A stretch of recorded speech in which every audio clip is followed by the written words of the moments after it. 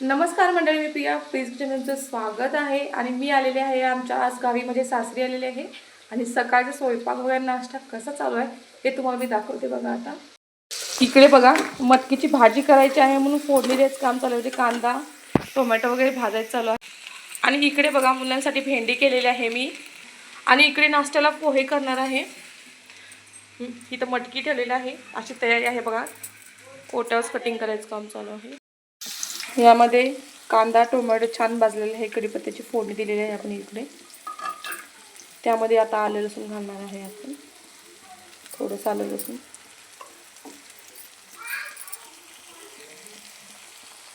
आणि इकडे बघा, छान असं शेंगदाणा मी भाजत आहे पोह्यासाठी.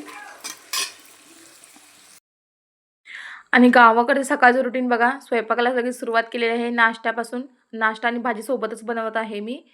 आणि सगळ्यांसाठी नाश्ता करणार आहे. अगदी 15 प्लेट पोहे आहेत म्हणून मोठी कढई घेतलेली आहे.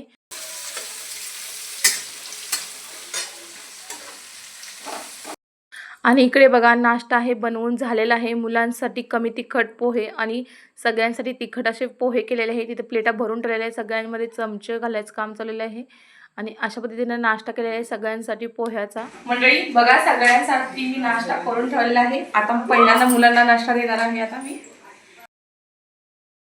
सकाळचे 7 वाजलेले आहेत. कवळ्या उन्हामध्ये मुलांना बसवलेलं आहे आणि सकाळचा नाश्ता बाहेरच दिलेला आहे, कारण आतमध्ये खरंच खूप गरम होतं. कारण सोलापूरला वातावरण खूप गरम असल्यामुळे ना खूप उकडते. मग म्हटलं मुलांना नाश्ता बाहेरच द्यावा आपण. त्यानंतर इथे मी डाळ भात लावत आहे कुकरला. मुगाची डाळ स्वच्छ धुवून त्यामध्ये टोमॅटो वगैरे घालून थोडंसं नमक टाकून शिजत ठेवलेलं आहे. त्यानंतर 2 डब्यामध्ये भात घातलेला आहे आणि त्यामध्ये पण नमक टाकून आपण कुकरला लावलेलं आहे. गडबडीत खूपदा असं होतं की भातामध्ये प्लेट घालायला विसरलेली आहे. पुन्हा मी बाहेर काढलेलं आहे आणि नंतर परत प्लेट घातलेली आहे त्यामध्ये. त्यानंतर सगळं काम आवरलेलं आहे. दुपारची वेळ होती. झाडाला मस्त अशी पपई आहे त्या लागलेल्या आहेत आणि त्या पाडाच्या पण पिकलेल्या आहेत. त्यातली एक पपई खूप पिवळी झाली होती आणि बाकीच्या थोड्या पिकत आलेल्या आहेत. आणि फुलं बघा किती छान आहेत. नेहमी असं होतं, करायला गेले एक झालं एक. तसं सेम पाडाचे पपई काढायला गेलो आणि 2 कच्च्या पपई खाली पडल्या. मग मला चला पिकत तर घालायच्या. ते सगळं करून आल्यानंतर म्हणलं आता आपण थोडंसं भरपूर असे कांदे होते.